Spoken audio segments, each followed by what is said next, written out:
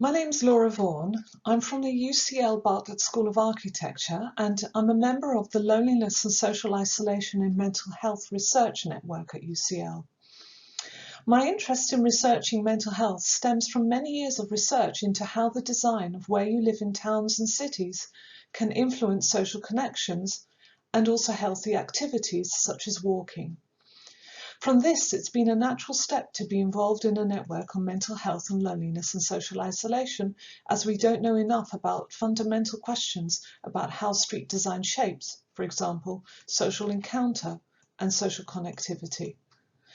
I've headed this talk with a quote from a recent book called The Urban Brain that refers to, quote, the tangles of biological, psychological, biographical, social and political forces that shape human mental life.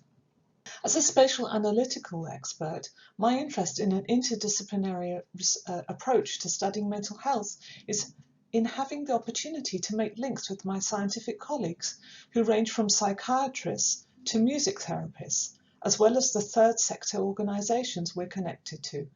And this was an essential part of this activity within the network. We used a variety of means to stimulate interactions across the disciplines, while also contributing to building capacity of people in the early stages of their careers through small grants for pilot projects, providing them with valuable research training, funding, visibility, and mentorship. The integration of research methodologies has been an especial success in our project. We now have a PhD student based in UCL's Department of Cardiovascular Science who is co-supervised by me in the School of Architecture. And a number of us have applied for collaborative research into how where you live can shape adolescent mental health and social isolation. Interdisciplinary research brings us strengths to subjects such as mental health and urban living, allowing us to contend with the complexity of the urban environment, both in its definition and in the myriad ways that it influences patterns of human life.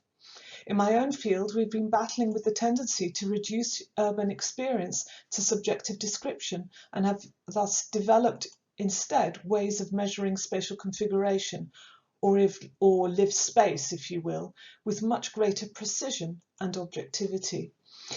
Yet there is a risk involved in reducing the urban experience to only those facts that are easily measurable, in ignoring those that are not, or when undertaking those measurements to forget one's own perspective on what counts, literally and figuratively.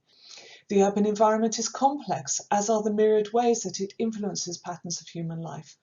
We therefore need a diverse set of methods, populations, and measures of healthy behaviours and health outcomes from the health sciences, and in the built environment disciplines, on the other hand, a consistent approach to measuring and characterising where we live.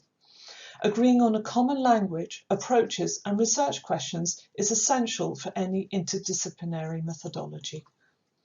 And I hope you will find these references of use for going onwards from here. Thank you very much.